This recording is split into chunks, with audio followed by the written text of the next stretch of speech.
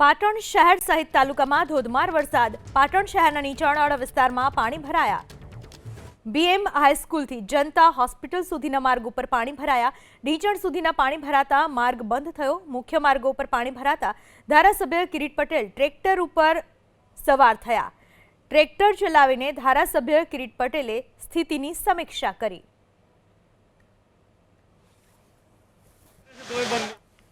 અંદર બપોર બાદ જે 2 કલાક જેટલો ધોધમાર વરસાદ વરસ્યો છે ને વરસાદ વરસતાની સાથે નીચાણવાળા વિસ્તારો છે ત્યાં પાણી ભરાય છે. આપ મને પણ દ્રશ્યમાં જોઈ રહ્યા છો. હાલ મારા ટીચણ સમાજ સુધી પાણી છે. જેમ જેમ આગળ જશો તેમ તેમ વધુ પાણી છે. હાલ આ માર્ગની જો વાત કરવામાં આવે, બીએમ હાઈસ્કૂલ, જનતા હોસ્પિટલ તેમજ મુખ્ય બજારમાં જવાનો માર્ગ છે ને તે મુખ્ય બજારમાં જવાના માર્ગ ઉપર ઢીચણથી પણ વધુ પાણી ભરાય છે. અને આ માર્ગ ઉપર આપણે આવતે એક દ્રશ્યમાં હું ગાડી પણ બતાવવાનો કેમેરામેનને કહીશ કે પ્રયાસ કરશે કે જે દૂરથી જે ગાડી આવી રહી છે તે ગાડી મારા ખ્યાલથી ત્યાં ઊભી થઈ ગઈ છે, કેમ કે જે પ્રમાણે વધુ પાણી છે અને જો પાણીમાં અંદર જો ગાડી વાહન ચાલક પોતાના જીવના જોખમે પસાર કરી રહ્યો છે ત્યાં કહી શકાય કે જો આ ગાડી પાણીના અંદર બંધ પણ થઈ શકે છે. હાલ જે રીતના આગળ પાણીનો પ્રવાહ વધુ છે ને તે જ પ્રમાણે હાલ આ ચારેકોર વિસ્તારોના અંદર પાણી ભરાય છે. જે રીતના હવામાન વિભાગ દ્વારા આગાહી કરી હતી ને આગાહીના અનુસરીને પાટણ જિલ્લામાં બપોર બાદ જે ધોધમાર વરસાદ વરસ્યો હતો અને વરસાદ વરસતાની સાથે તમામ નીચાણવાળા વિસ્તારોના અંદર પાણી ભરાય છે. આપ તમામ ગાડીઓના દ્રશ્યો જોઈ રહ્યા છો. 4 ગાડીઓ જે ગાડી ઊભી છે તમામના ટાયરો છે ગાડીના અંદર દેખાતા ના હોય તે રીતના દેખાઈ રહ્યું છે. એટલે જે રીતના વાત કરીએ કે હજી તો હવામાન વિભાગની આગાહી છે, જો હજી પણ અવિરત જો વરસાદ વરસશે તો પાટણમાં જળબંબાકાર જેવી સ્થિતિ સર્જાશે. અને હાલ જે રીતના નીચાણવાળા તમામ વિસ્તારો છે ત્યાં હાલ પાણી ભરાય છે. જનતા હોસ્પિટલ હોય, બીએમ હાઈસ્કૂલ હોય, ગાયત્રી મંદિર હોય, આનંદ સરોવર તમામ શહીદ વિસ્તારોના અંદર પાણી ભરાય છે. અને પાણી ભરાવાના કારણે હાલ તો પાટણ શહેરના તમામ બજારો પણ બંધ થઈ ચૂક્યા છે. બીજી બાજુ જો વાત કરવામાં આવે કે હજી પણ હવામાન વિભાગની આગાહી છે ને જો આગાહીના પ્રમાણે જો વરસાદ વધુ જો વરસશે તો આપ જોઈ રહ્યા છો કે વરસાદ વરસશે તો હજી પણ પાણી ભરાવાની સમસ્યાઓ સામે આવી શકે.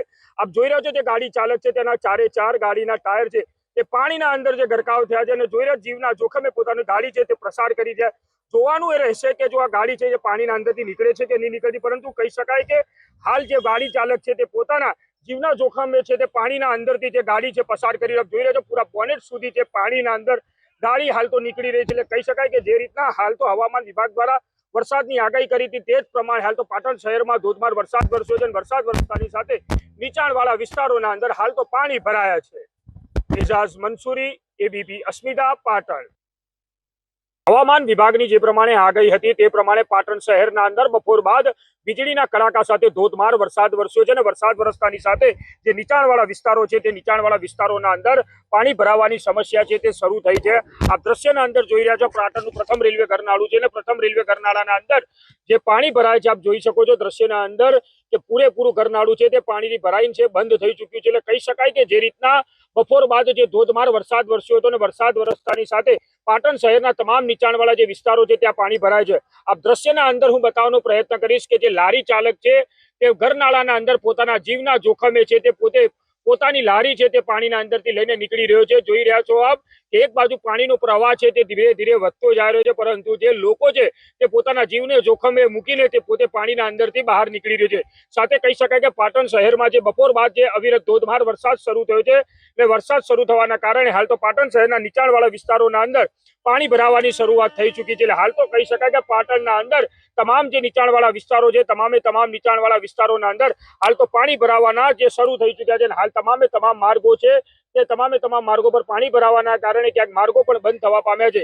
હાલ જ્યાં માર્ગની જો વાત કરવામાં આવે જનતા હોસ્પિટલથી લઈને નવજીવન ચોકડી સુધીનો માર્ગ છે તમામ માર્ગ ઉપર હાલ ઢીચણથી પણ વધુ પાણી ભરાય છે. તેના કારણે હાલ માર્ગ છે તે બંધ થઈ ચૂક્યો છે. એટલે એક બાજુ જે રીતના વાત કરવામાં આવે કે હવામાન વિભાગની આગાહી હતી ને આગાહી અનુસાર જે રીતના વરસાદ પડ્યો હતો અને વરસાદ પડવાના કારણે તે નીચાણવાળા વિસ્તારોના અંદર પાણી ભરાય છે. અને પાણી ભરાવાના કારણે હાલ ઘરનાળા વિસ્તાર છે તે હાલ તો બંધ થયો છે. ઘરનાળામાં જે રીતના પાણી ભરાયું છે તેને લઈને એક બાજુ બેરિકેડ મૂકીને હાલ રસ્તો છે તે બંધ કરવામાં આવ્યો છે.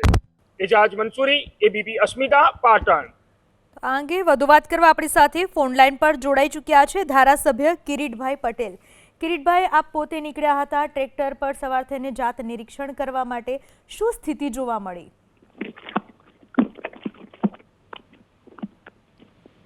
જી કિરીટભાઈ.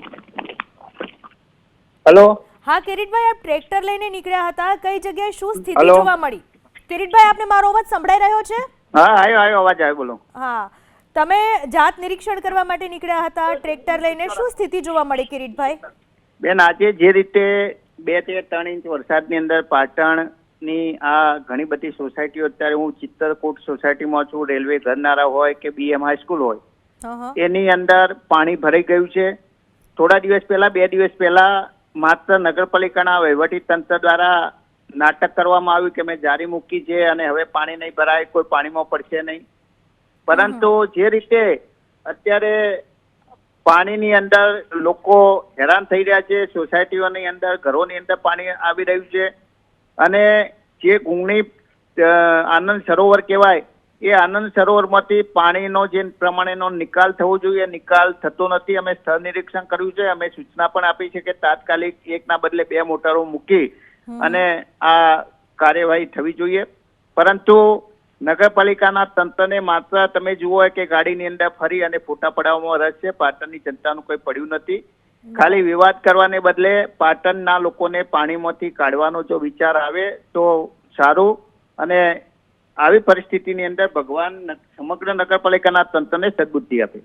લોકોનું શું કહેવું હતું? કારણ કે આપણે લોકો સાથે પણ વાતો કરીએ, અમે જોઈ રહ્યા છીએ દ્રશ્યોમાં પણ લોકો શું રોષ વ્યક્ત કરી રહ્યા હતા? લોકો બેન જે રીતે રોષ વ્યક્ત કરી રહ્યા છે કે આ જે વિસ્તારની અંદર અત્યારે હું ટ્રેક્ટર લઈને ફરી રહ્યો છું અમારા કોર્પોરેટરો સાથે, એ વિસ્તારની અંદર આજથી નહીં, છેલ્લા 15-20 વર્ષથી પાણી ભરાવાની સમસ્યા છે. જે જગ્યાએ જરૂર નથી એ જગ્યાએ વિકાસના કામો કરવામાં આવે છે અને જ્યાં વર્ષોથી લોકો ટેક્સ ભરે છે, વર્ષોથી 30-40 વર્ષ જૂની જે સોસાયટીઓ છે ત્યાં પાણીના જવાની કોઈ નિકાલ કરવામાં આવતો નથી. અને જે જગ્યાએ એક પણ મકાન બન્યું નથી, જે જગ્યાએ જમીન એને થવાની છે, એ જગ્યાએ કરોડોના ખર્ચે ભ્રષ્ટાચાર કરીને રોડ બનાવી દેવામાં આવે છે, ત્યાં ગટર લાઈન નાખી દેવામાં આવે છે. અચ્છા, તમે જ્યારે આ જાત નિરીક્ષણ કર્યું પછી તમે આ કોઈ સત્તાધીશો સાથે કે અધિકારીઓ સાથે વાત કરી ખરા કે આવું કેમ? બેન, તમે જે રીતે નગરપાલિકાના ચીફ ઓફિસર તો કોઈના ફોન ઉપાડતા નથી. મેં પ્રાંત જોડે અને કલેક્ટરશ્રીને અત્યારે હું પાણીની અંદરથી બહાર નીકળીને થોડી વારની અંદર, અત્યારે વરસાદ બંધ થયો છે, જો ફરીથી વરસાદ ચાલુ થાય તો એના નિકાલ માટે હું કલેક્ટરશ્રીને પણ રજૂઆત કરવાનો છું. બરાબર. કિરીટભાઈ, આભાર આપનો અમારી સાથે વાત કરવા બદલ.